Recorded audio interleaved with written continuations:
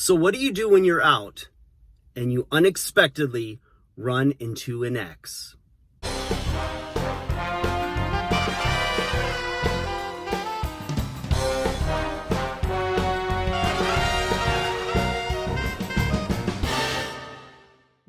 Hey guys, welcome back to 5nothing100nothing.com. I am Fugit, standing for the fittest underdog guru using intelligent tactics. And boy, if this situation happens to you, you're going to need some intelligent tactics.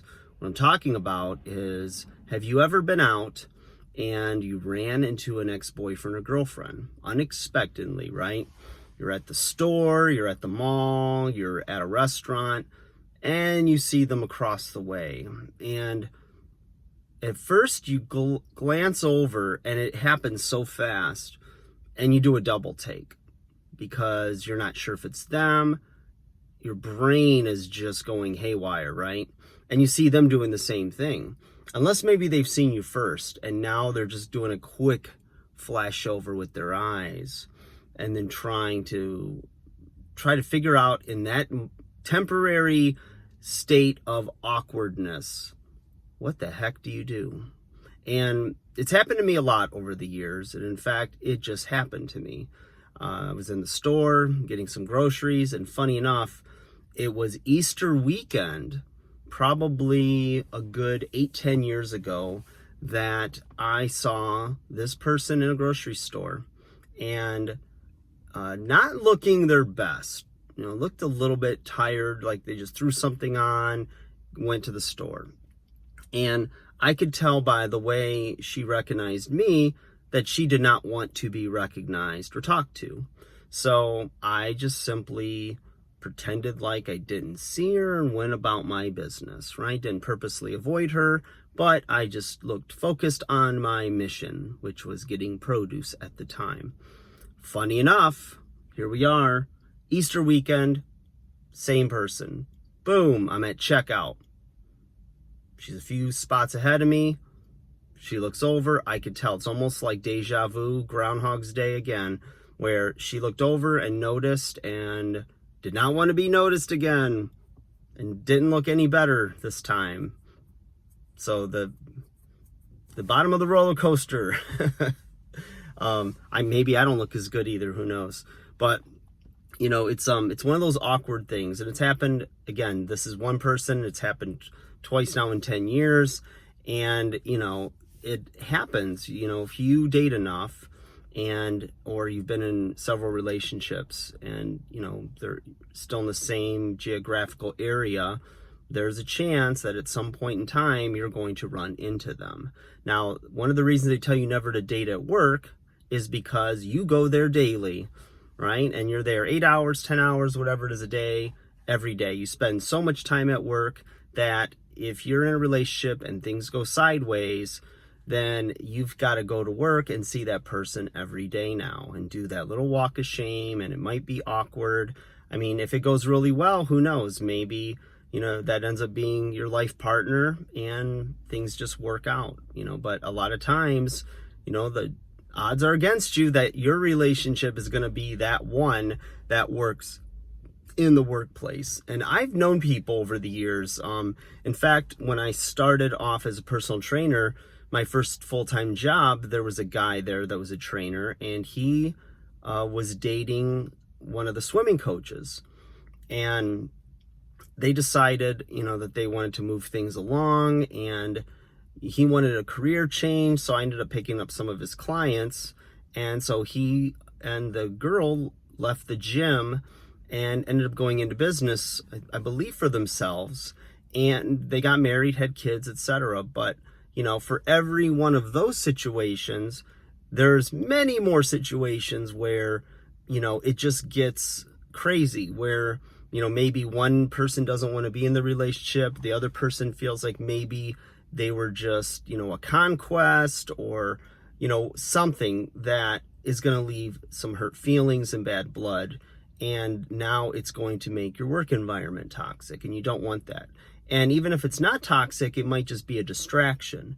So the thing is that if you just keep, you know, work and your personal life separate, you're going to be a lot happier, because if things are going bad, at least you can escape to work where you don't have to think about the person or about the relationship. You could just concentrate solely on your work. I know this video is not about that, but I thought it was relevant. So, everyone handles it differently. There's always those scenes, or maybe you've lived through this, where I see a lot of people will just, they'll be walking down the street and they'll see an ex and they're with a new significant other, right? And so they introduce their new partner and it's really awkward and everyone's like, oh, I'm great. How are you? I'm great too. Like, nobody's going to say, oh, it's been terrible since I was with you. Those were the best times of my life. And now this is what I'm settling for. And it's great to see you. I wish you hadn't dumped me. What do? It's like, you don't want the person to think that you're worse off because of the lack of their presence, or that they made you better. And without you, without them, now you're a complete mess, especially if you were dumped. You want to get that revenge weight loss, or, get that great job or whatever, something that betters you.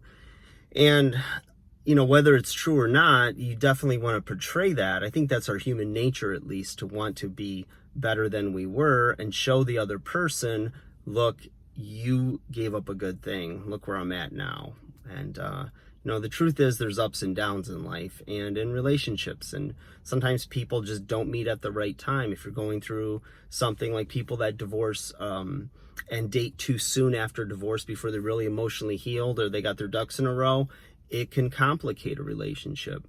And I've seen people that seem like they're really good matches and everything, and one person was in a bad way for some reason, and then they carry that into that relationship and it doesn't work because they've still got their baggage or their issues to work through, or they're making the new person, their new boyfriend or girlfriend, pay for the sins of their ex-husband or wife, what have you.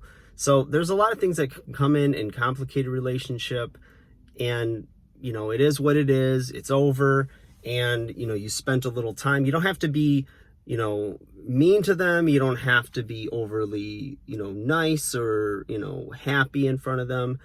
You can either acknowledge them if it, the dynamics of your relationship. But I usually my personal view is read the room. And if the person doesn't look approachable or embarrassed to see you or whatnot, just, blow it off and act like you didn't see them, like you saw a ghost of relationships past, right? Put that skeleton back in the closet. But hey, who knows? Maybe you want to rekindle it. Maybe it's like the music starts playing, this magic moment. I don't know is that a copyright strike, YouTube? Probably is these days. Oh well, maybe retroactively it will be, like in 2 years, and it'll get even stricter. They're putting the squeeze. Content creators unite. Stand up and stand back. All right, that's enough. Guys, have a great day. If you celebrate Easter, happy Easter to you and your family and all that good stuff. So take care. I'll talk to you soon.